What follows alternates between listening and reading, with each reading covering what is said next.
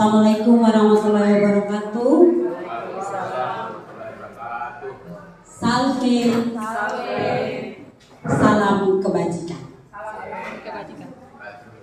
Yang kami hormati Ibu Kepala Sekolah dan pengajar praktik yang berkenan hadir pada kegiatan berbagi praktik baik disiplin ilmu positif calon guru penggerak angkatan 7 SMA Negeri 1 Kalabahi. Ada 3. Kita awali dengan keyakinan bersama, lalu doa, dan ada SPG. Bapak Ibu, mari kita buat keyakinan bersama untuk sosialisasi kita hari ini. Mungkin kita bagi ada 3 keyakinan bersama yang dari 3 leret ini, 3 baris ini buat satu keyakinan. Kemudian di bagian sebelah 2 baris di depan itu 1 dan yang di belakang 1. Mohon kesediaan Ibu Novi untuk menuliskannya di depan. Cukup untuk diskusinya, mungkin dari Ibu Selvi boleh menyampaikan kesepakatan hasil diskusinya.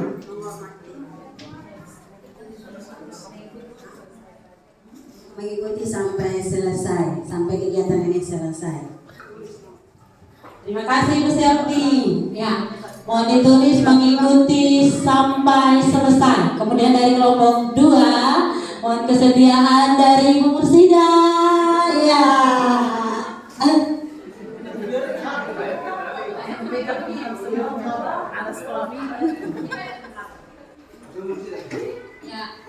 Jangan pegang HP, kemudian ikut sampai selesai. Kami di awal dan akhir proses pembelajaran diawalinya dengan doa.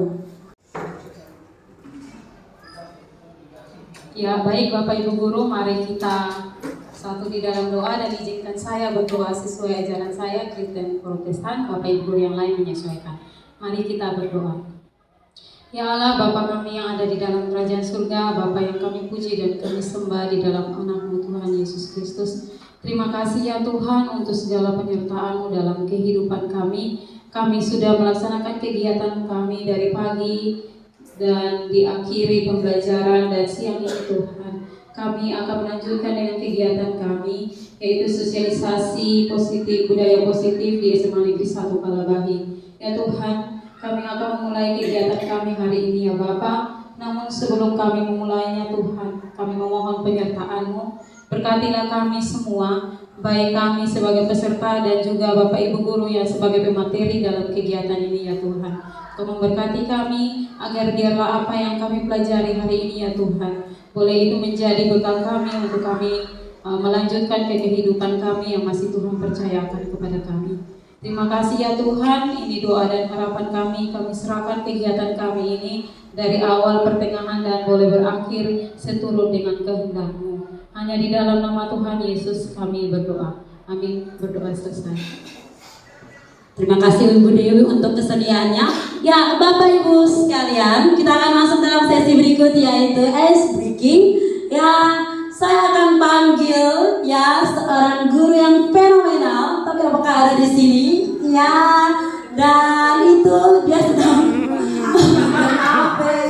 Kamu di atas menara, Marina menari, Marina menari di atas menara, di atas menara, Marina menari, Marina menari di atas menara, di atas menara, Marina menari. Ya, tepuk tangan untuk semua.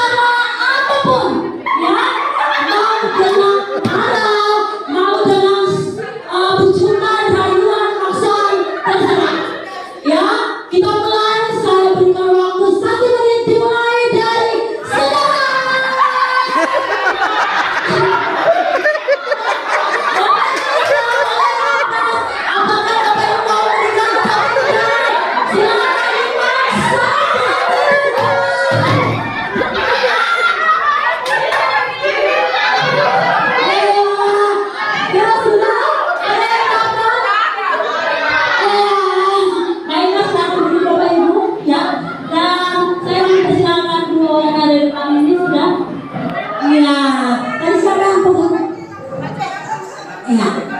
Baik Bapak Ibu, sekarang Pak Jo yang memegang. Tadi kertasnya Pak Jo yang memegang. Boleh tanya kenapa Pak Jo bisa membuka kepala tangan dan memberikan itu kepada Ibu?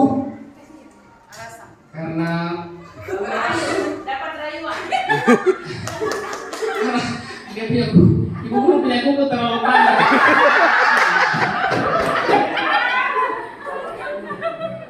Selain itu karena dengan berbagai macam cara dengan ini sampai paksa juga harus mendapatkan, akhirnya saya ikhlas merelakan. Apa Jo ikhlas merelakan? Ya baik, terima kasih. Adakah yang tidak memberikan?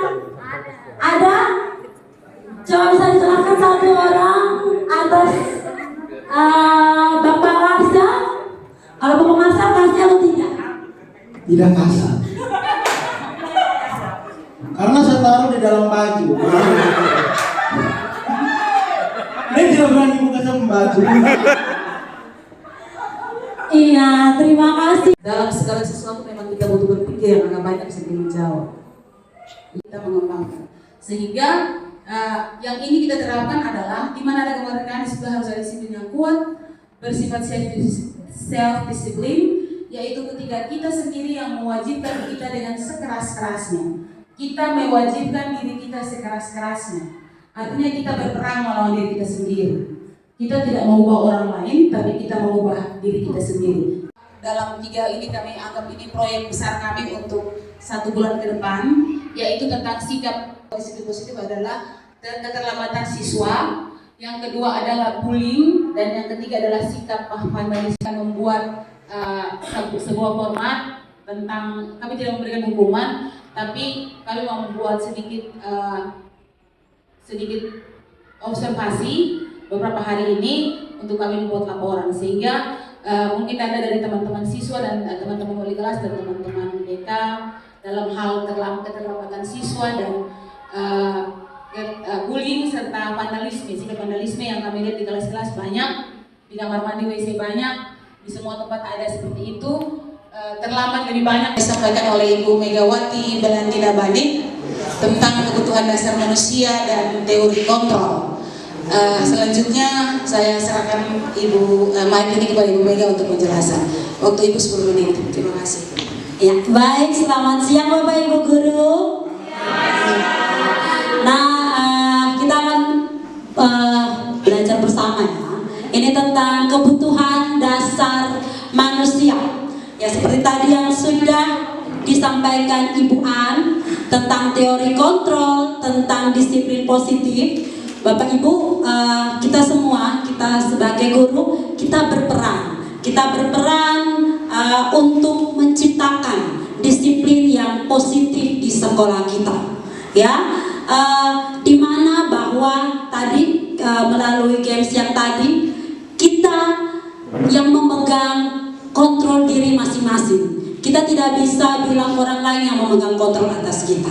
Tetapi marilah kita, ketika kita memegang kontrol itu, ya, kita menjalankannya sesuai dengan nilai-nilai kebajikan yang kita percayai atau kita yakini. Dan di mana kalau ada satu tujuan, ya, pasti kalau kita melakukan suatu kegiatan atau kita melakukan satu perilaku, dibalik dari itu ada alasannya, ya. Dan kita juga harus percaya bahwa anak-anak kita, ya, anak-anak kita juga memiliki tujuan dibalik dari perilaku yang mereka tampilkan. Dan salah satunya adalah untuk memenuhi kebutuhan dasar mereka, ya. Kebutuhan dasar menurut Dr. William Glasser itu ada 5. Ada 5, yang 1 itu bersifat fisiologis dan yang 4 itu bersifat psikologis. Ya. Yang pertama, bertahan hidup, ya. Kebutuhan bertahan hidup ini adalah kebutuhan yang bersifat fisiologis. Misalnya untuk bertahan hidup kita butuh makan, kita harus ada pakaian, istirahat, tempat berlindung, keamanan dan kesehatan, termasuk kebutuhan biologis akan reproduksi, itu juga termasuk kebutuhan bertahan hidup. Dan ini semua miliki. Kita butuh kebutuhan kita. Yang kedua, ya Bapak Ibu, ya ini kebutuhan akan rasa sayang atau cinta, ya. Kebutuhan ini termasuk kebutuhan psikologis, ya. Artinya setiap orang butuh untuk diterima, butuh untuk dipedulikan, butuh untuk berbagi, butuh untuk bekerja sama atau menjadi kelompok dari menjadi bagian dari suatu kelompok, butuh dikasihi. Ya, jadi kalau anak-anak cari perhatian itu kita coba lihat, ini mereka sedang apa di kebutuhannya? Pasti pengen untuk dilihat, diperhatiin, diterima. Nah, itu kebutuhan akan rasa cinta atau sayang. Yang berikut, kebutuhan akan penguasaan. Kebutuhan akan penguasaan ini maksudnya adalah pengakuan atas kemampuan diri seseorang. Mereka butuh untuk diakui. Kebutuhan ini berhubungan dengan sesuatu untuk menjadi lebih kompeten, menjadi lebih terampil, diakui karena prestasi, diakui karena keterampilan kita. Sehingga apa? Nanti rasa harga diri, rasa percaya dirinya naik. Nah, itu kebutuhan akan penguasaan. Selanjutnya kebutuhan akan pilihan, kebutuhan akan kebebasan. Nah, maksudnya kebutuhan ini adalah kebutuhan untuk bebas, kebutuhan untuk mandiri, ya, bisa melakukan segala sesuatunya, ya, tanpa disuruh, dia bisa, gitu. Nah, memiliki kemampuan dan mampu mengendalikan arah hidup seseorang, ya. Ini termasuk kebutuhan akan kebebasan atau pilihan. Yang terakhir, ya, Bapak Ibu bayangkan kalau dunia ini tanpa ketawa, ya, Bapak Ibu terus ketawa, Pak Jo. Kebutuhan akan kesenangan, ya. Kebutuhan akan kesenangan adalah kebutuhan untuk mencari kesenangan, butuh bermain, butuh tertawa, ya. Bayangkan sudah, Bapak Ibu, kalau hidup tanpa ketawa, ya, Bapak Ibu tidak boleh senyum, bisa? Bapak Ibu itu betapa menyedihkan, ya. Termasuk saya tidak bisa, ya. Apalagi Pak Jo coba berpikir hidup satu hari tapi seram. Itu Pak Jo buat nanti kita yang ketawa, ya. Nah, dan Dr. William Glasser ini menghubungkan kebutuhan akan kesenangan itu dengan belajar. Artinya apa, Bapak Ibu? Dalam pembelajaran kita harus memperhatikan kebutuhan-kebutuhan dasar ini, bahwa murid kita juga adalah manusia yang punya kebutuhan dasar ini, 5 kebutuhan dasar ini, dan kita harus bisa untuk memfasilitasi itu di dalam pembelajaran. Kalau kita masuk, anak-anak kita sedang pakai headset terus dengar musik, ya, coba Bapak Ibu lihat dulu, itu sebenarnya sedang buat apa? Dia lagi memenuhi kebutuhan dasarnya, mungkin akan kesenangan atau kebebasan. Dia butuh dengar musik, ya, dia butuh senang-senang, kan itu memang kebutuhan, ya. Jadi Bapak Ibu kalau datang langsung marah-marah anak yang pegang headset, coba dilihat dulu, sedang apakah dia? Dia sedang berusaha memenuhi kebutuhan dasarnya. Nah, kemudian dunia yang berkualitas. Nah, ini bukan dunia maya, ya. Ya, dunia yang berkualitas adalah tempat khusus di dalam pikiran kita. Tempat ini menyimpan gambaran representasi dari semua yang kita inginkan, bisa berisi orang-orang, hal-hal apa saja yang terbaik di dalam hidup kita yang membuat kita bahagia, ya, dan terpenuhi kebutuhan dasar kita. Nah, harapannya anak-anak dalam masa perkembangannya, dunia berkualitas mereka perlu diisi dengan disiplin-disiplin yang positif, agar gambaran itu di dalam pikiran mereka itu terbentuk dunia yang berkualitas sesuai dengan apa? Nilai-nilai kebajikan, ya. Selanjutnya, ini kita masuk ke posisi kontrol. Bapak Ibu, posisi kontrol ini ada 5 posisi kontrol kita sebagai guru, ya. Yang pertama itu ada penghukum, yang kedua pembuat merasa bersalah, yang ketiga teman, yang keempat pemantau, dan kelima manajer. Kalau sekilas Bapak Ibu silakan merenung, bayangkan Bapak Ibu sekarang berada pada posisi yang mana? Penghukum kah? Pembuat merasa bersalah kah? Teman kah? Ya? Ataukah pemantau? manajer. Oke, nah ini dilema tersendiri ya. Ya, oke, kita bahas satu-satu. Ya, kita bahas satu-satu. Penghukum, saya boleh dengar suaranya ya. Ya, seorang penghukum biasa bisa menggunakan hukuman fisik maupun verbal. Nah, orang-orang yang menjalankan posisi penghukum ini senantiasa memerlukan sistem atau alat yang dapat lebih menekan murid lagi, lebih dalam. Jadi ini kita harus buat apa? Terus, jadi murid merasa ditekan. Nah, guru-guru yang menerapkan posisi ini biasa berkata, patuhi aturan saya, awas gitu, ya, jadi agak lebih ditekan gitu, ya. Kemudian kamu selalu saja, ya, kata selalu, ya. Lalu kalau misalnya dalam hal mengumpulkan tugas paling terakhir, selalu pasti terakhir, pasti tanpa sadar itu sedang menghukum ya. Ya, selalu kamu yang paling terakhir, ya. Nah, guru seperti ini senantiasa percaya bahwa cara pembelajarannya itu hanya berhasil yaitu dengan caranya dia, hanya dari dia saja. Tidak bisa dari siswa, tidak bisa dari orang lain di sekitar dia, hanya dengan cara dia. Bapak Ibu, ini kita semua berjuang ya. Ya, yang kedua, pembuat merasa bersalah. Nah, pada posisi ini guru biasanya bersuara lebih lembut, ya, lebih lembut. Pembuat merasa bersalah ini menggunakan keheningan, kenyamanan, tetapi nada suaranya itu seperti menusuk, ya. Ibu sangat kecewa sekali dengan kamu, ya. Itu seperti itu. Tapi kita tidak sadar itu sedang menusuk, ya.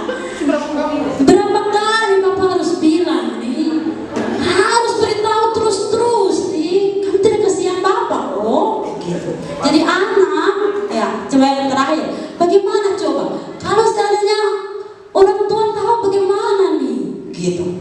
Nah, itu akan membuat diri anak itu merasa, saya seperti itu kan, saya terlalu tidak berharga di mata orang yang menyayangi saya merasa bahwa saya terlalu rendah. Nah, itu akan muncul di dalam benak anak, pikiran atau konsep diri anak. Selanjutnya, teman.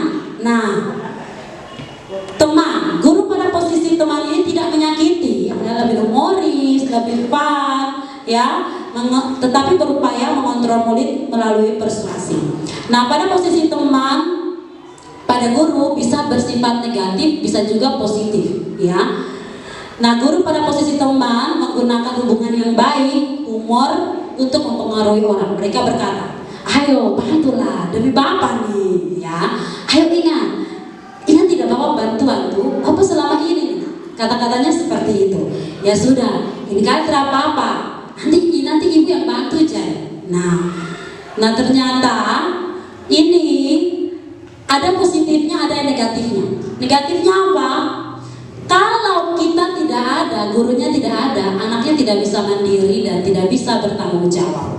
Ya, karena mereka merasa bahwa ada orang yang selalu bantu mereka, yaitu guru sebagai teman. Jadi kalau bapak guru pada saat itu tidak datang atau ibu guru pada saat itu tidak datang dan bilang, bapak guru juga tidak datang, jadi kita mau bagaimana? Jadi mereka merasa mereka jadinya tidak mandiri dan tidak bisa bertanggung jawab. Nah, lalu yang berikut adalah posisi pemantau. Pemantau itu berarti mengawasi, ya, mengontrol. Nah, pada saat kita mengawasi itu kita bertanggung jawab atas perilaku orang yang kita awasi. Posisi pemantau berdasarkan peraturan dan konsekuensi. Nah, dengan menggunakan sanksi atau konsekuensi kita dapat memisahkan hubungan pribadi kita dengan murid. Sebagai seorang yang menjalankan posisi pemantau, pertanyaan yang biasa dia ajukan itu seperti ini. Apa yang telah kamu lakukan? Konsekuensinya apa kalau terlambat? Gitu, ya. Cantik di semasa baik. Baik Bapak Ibu, terima kasih banyak atas kesempatan yang diberikan. Tadi Ibu An sampai Ibu An sampai Ibu Mega sudah selesai. Jadi memang seperti teman-teman kita CGP 4 ya, bahwa sekarang ada CGP lagi, GP ya. sudah GP 4 bahwa memang kami belajar lebih ke arah bagaimana menghadapi anak, gitu ya. Jadi anak berperilaku seperti apa, maka tindakan kita sebagai guru seperti apa. Nah, tadi sudah dijelaskan oleh Ibu An dan juga oleh Ibu Mega. Maka sekarang saya melanjutkannya.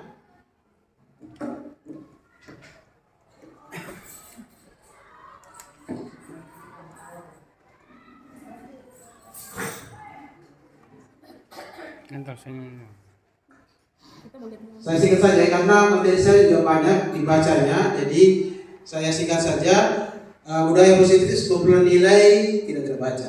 Yang perilaku kebiasaan yang dilakukan oleh guru, semua orang yang berada di lingkungan sekolah tujuannya adalah untuk membentuk karakter anak. Budaya positif ditempatkan di sekolah melalui kebiasaan. Jadi kebiasaan-kebiasaan baik itu diharapkan agar menjadi budaya positif di sekolah. Lanjut, ini lanjutannya, teori lanjutannya. Berikut adalah keyakinan kelas. Memang sebelumnya, sebelum kami, yaitu CGP 7, itu GP 4 itu menyampaikan tentang kesepakatan kelas ya. Tapi sekarang sudah naik levelnya. Di sini dikatakan bahwa seseorang akan lebih tergerak dan bersemangat untuk menjalankan keyakinannya daripada hanya sekedar mengikuti serangkaian peraturan tertulis tanpa makna. Murid-murid itu demikian. Mereka perlu mendengarkan dan memahami arti sesungguhnya tentang peraturan-peraturan yang diberikan, apa nilai-nilai kebajikan tersebut, sehingga kebajikan di balik peraturan tersebut apa tujuan utamanya, dan menjadi tidak tertarik atau takut sehingga hanya sekedar mengikuti serangkaian peraturan-peraturan. Jadi tugas kita seperti tadi ya, bahwa kita membuat keyakinan kelas itu tidak hanya datang dari diri kita, tapi kita libatkan. Caranya tekniknya sama seperti yang sudah pernah dilakukan oleh guru penggerak angkatan 4 ya. Hanya namanya sedikit berubah, sekarang dipakai kata kalimat keyakinan kelas, bukan lagi kesepakatan. Dan kesepakatan itu sudah naik level menjadi keyakinan ya. Nah, ini ada, saya sempat taruh pertanyaan, mengapa kita memiliki peraturan tentang penggunaan helm pada saat mengendarai kendaraan roda 2? Jawabannya adalah mungkin untuk keselamatan. Ini juga kami kemarin sudah memberikan tes-tesnya. Apakah dari kalimat pertanyaan itu masuk bagaimana, keselamatankah, kebahagiaankah, dan seterusnya. Karena waktu kita terbatas sehingga tidak sempat bermain seperti itu ya. Yang berikut pembentukan keyakinan kelas, ini kurang lebih mungkin sama dengan GP 4, yaitu keyakinan kelas bersifat lebih abstrak daripada peraturan, lebih rinci dan konkret. Keyakinan kelas berupa pernyataan-pernyataan universal. Pernyataan keyakinan kelas senantiasa dibuat dalam bentuk positif. Jadi kalimat-kalimat negatif diganti jadi kalimat positif, sama seperti GP 4 kemarin. Keyakinan kelas hendaknya tidak terlalu banyak sehingga mudah diingat dan dipahami oleh semua warga kelas. Keyakinan kelas sebaiknya sesuatu yang dapat diterapkan di lingkungan tersebut. Jadi bisa kita terapkan di kelas dan kalimatnya jangan terlalu banyak. Itu tujuannya. Kemarin kami juga latihan itu diharapkan agar kalimatnya itu jangan terlalu banyak, pendek-pendek saja yang berkaitan dengan dalam kegiatan dalam kelas. Yang berikut, semua warga kelas hendaknya ikut berkontribusi dalam pembuatan keyakinan kelas lewat kegiatan curah pendapat. Yang terakhir adalah bersedia meninjau kembali keyakinan kelas dari waktu ke waktu. Yang berikut, prosedur pembuatan keyakinan sekolah atau kelas. Ini ada contoh, mempersilakan warga sekolah atau murid-murid di sekolah atau kelas untuk bercurah pendapat tentang peraturan yang perlu disepakati di sekolah atau kelas. Kalau misalkan waktunya cukup, saya sudah siapkan kartunya untuk kita membuat keyakinan kelas ya, tapi karena waktu cuma 10 menit, maka dan ini juga sudah pernah dibuat oleh GP 4, maka tidak perlu saya terlalu panjang lebar di sini ya. Nah, sini ada kalimat negatif, jangan berlari di kelas koridor. Itu kita ganti dengan cara perjalanan di kelas atau koridor. Jadi jangan sampai pada saat pembuatan keyakinan kelas itu menggunakan kalimat negatif, harus menggunakan kalimat yang positif. Jadi jangan sampai bilang tidak boleh terlambat, itu kalimat yang salah ya, diganti kalimat yang positif. Mungkin hadir tepat waktu, itu lebih pas. Jangan menggunakan kalimat yang negatif, ya, tidak boleh terlambat, itu salah, kalimatnya keliru. Yang berikut, nah ini juga panjang lagi. Ini nanti bisa dibaca, ada materi yang saya kirim di grup ya. Itu sama persis seperti yang dibilang oleh sampaikan oleh GP 4 kemarin ya. Contoh, ini ada beberapa contoh saling tidak kelihatan kan? Ini memang sudah paling besar ya. Saya kemarin mau paksa satu persatu tapi kewalahan. Jadi contoh saja sikap anggota kelas. Jadi keyakinan kelas yang contoh yang satu, ya, setiap anggota kelas perlu belajar. Setiap anggota kelas perlu senang. Setiap anggota kelas perlu melakukan tugas. Setiap anggota kelas perlu saling menghargai. Setiap anggota kelas perlu merasa aman. Jadi kalimat-kalimat positif yang digunakan. Atau bisa menggunakan contoh di kelas 5. Selalu bersikap positif.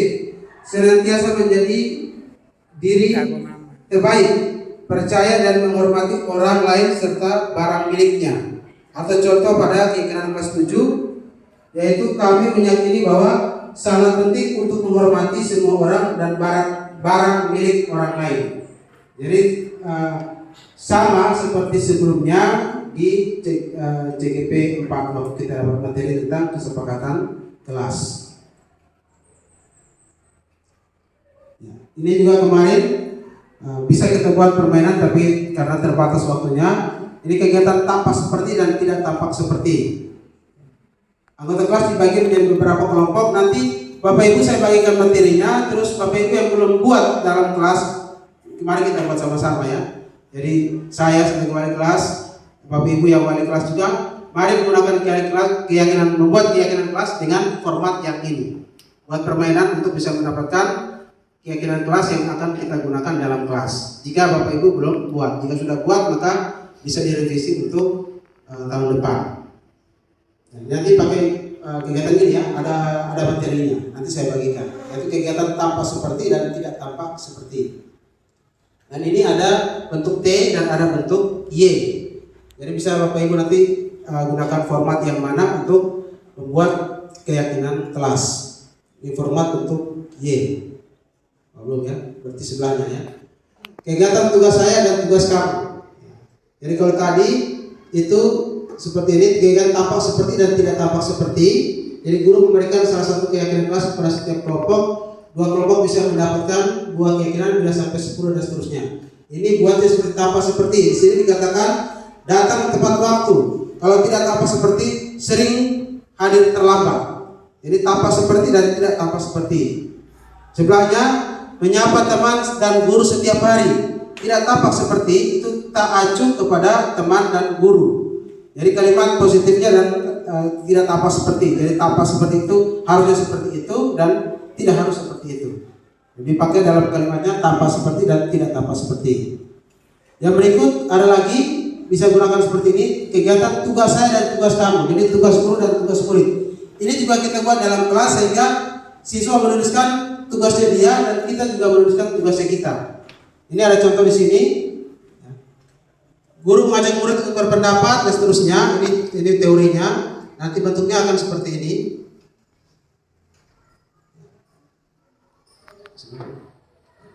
Tugas saya dan tugas kamu.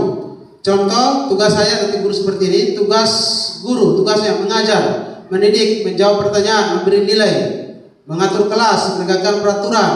Tugas murid belajar, mencoba menghasilkan barang yang terbaik dari diri, bertanya jika tidak paham, mengikuti peraturan. Jadi kalimat-kalimat itu yang kita gali di kelas untuk anak tuliskan, dan nanti dari hasil ini nanti muncullah keyakinan kelas.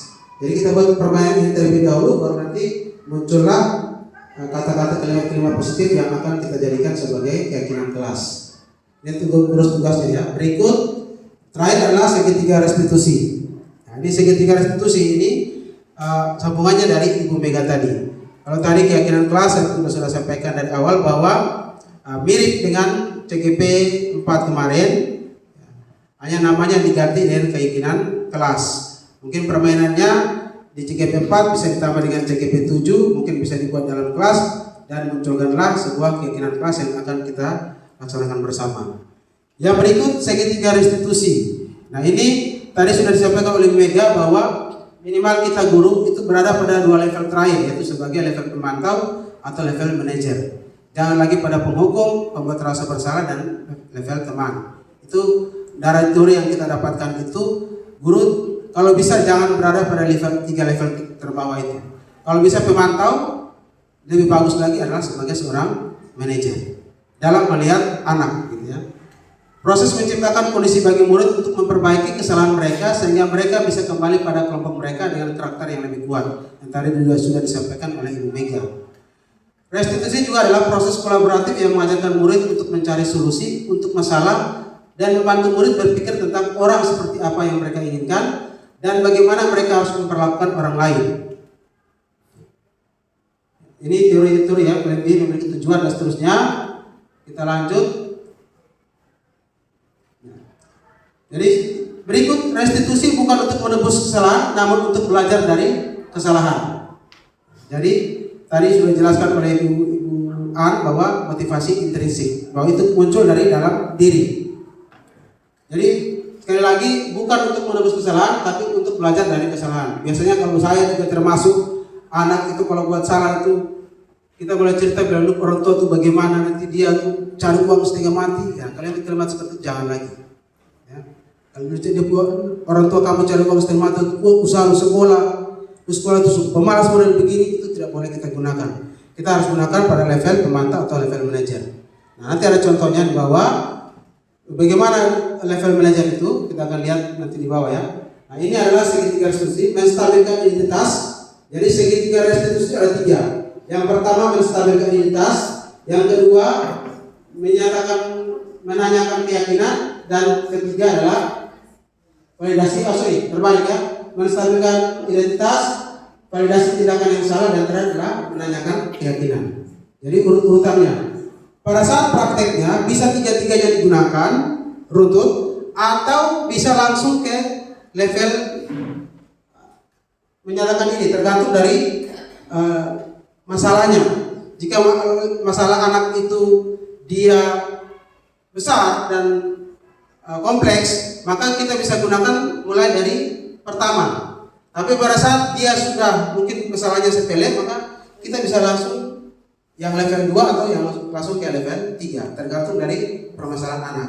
Dan untuk ini kemarin saya sudah coba di beberapa anak menggunakan level ini, memang ada perubahan, termasuk anak pendidik saya namanya Risaldi itu. Memang 1 minggu ini sudah rajin sekolah ya.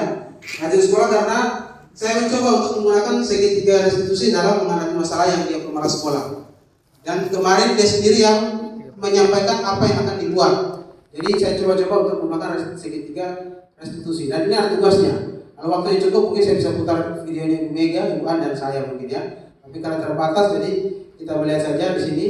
Saya cuma putar sedikit ya.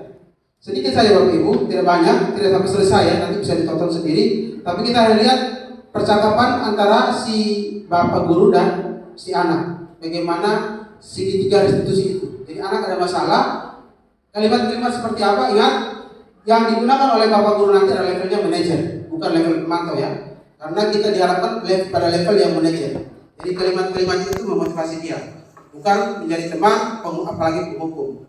Jadi kita semua sama. Saya kadang-kadang masih cubit, Bapak Ibu suka menuntut itu tobat sudah. Ya, itu tidak boleh lagi.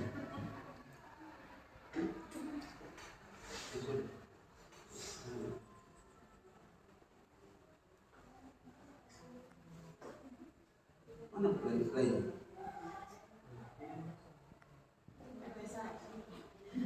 Video mungkin turun di apa? Windows turun di akhir di berubah ya. Sebentar ya. Sebentar. Identitas, mohon maaf, yang kedua itu memvalidasi tindakan yang salah, dan yang ketiga itu adalah menanyakan keyakinan. Jadi kalau anak buat kesalahan, Bapak Ibu harus, yang pertama harus lihat dulu ini anak ini buat kesalahan nih sedang memenuhi kebutuhan dasar apa gitu. Yang kedua baru Bapak Ibu perlu menempatkan posisi kontrol pada posisi yang diharapkan itu paling tinggi adalah posisi manajer. Dan saya pun berusaha, Bapak Ibu pun juga berusaha gitu. Dan di posisi manajer ini dengan pendekatan restitusi. Jadi ketika anak kalau dipanggil itu emosinya, oh saya buat apa? Aduh, jalan terus. Nah itu yang kita perlu. Yang pertama stabilkan dulu identitasnya, kasih pemahaman ke dia bahwa manusia itu tidak ada yang sempurna, pasti ada kesalahan yang dibuat. Ya. kita semua ini pasti pernah melakukan kesalahan. Jadi supaya dia melihat kembali, ya, menstabilkan emosinya pelan-pelan, lalu baru Bapak Ibu menggali informasi masuk pada memfasilitasi kesalahan yang salah. Jadi masuk pada membentuk, menggali kesadarannya untuk apa? Mengarahkan dia kepada nilai-nilai yang ia percaya. Ya, seperti itu Bapak sudah. Nah, soalnya di bawah.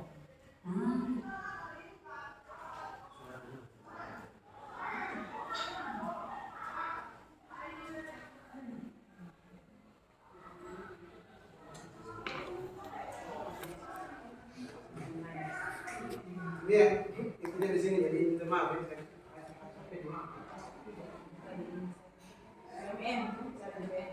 Oh ya, adalah mungkin Ibu Neli sudah menjelaskan bahwa, dan Ibu Mei tadi sudah menjelaskan bahwa sebenarnya kesepakatan dari antara wali kelas dengan murid itu poin-poin nyata yang ada di dalam kelas yang yang nyata, yang konkret, ya, yang dialami, yang dirasakan oleh anak-anak untuk menciptakan satu daya belajar yang baik atau positif. Ya, misalnya tadi kemarin Ibu Neli sudah katakan bahwa bagaimana sih supaya belajar itu dengan baik, supaya kita belajar, kalau saya biologi, bagaimana sih supaya kita belajar biologi dengan baik, dengan nyaman, dengan tentram. Meskipun kita persiapannya dengan bagus, tapi kalau anak-anak tidak muncul keyakinan untuk menciptakan budaya positif, akhirnya nanti persiapan kita, action kita yang sudah bagus akhirnya mubazir. Nah, interaksi di dalam kelas itu bukan hanya guru saja aspeknya, tapi juga siswa. Nah, untuk itu harus didahului dengan keyakinan bersama, artinya keyakinan keras. Tapi itu kesepakatan yang merupakan keyakinan bersama antara wali kelas dengan siswa. Tadi Ibu Mei sudah jalankan itu. Misalnya saling menghormati, kita sudah tadi sama, ya, saling menghormati, mengutarakan pendapat, menghormati pendapat orang lain dan lain sebagainya. Itu merupakan salah satu keyakinan, ya, keyakinan yang bersama yang tercipta antara siswa dengan guru atau wali kelas. Lalu yang berikut, kita sebagai guru usahakanlah posisi kita sebagai manajer. Ya, bagaimana bahasanya? Saya juga sudah lulus, tapi saya berusaha untuk, ya, semaksimal mungkin, ya, semaksimal seperti itu menuju. Saya juga ada sementara berproses. Kita semua ada sementara berproses.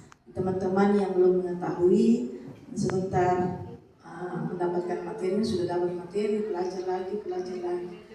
Kita sebagai guru tidak stop hanya karena kita sudah tahu semua hal, jadi kita stop, tidak. Kita tetap belajar.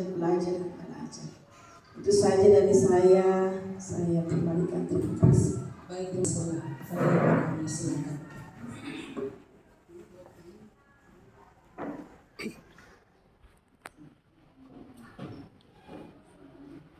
Ya, baik, terima kasih.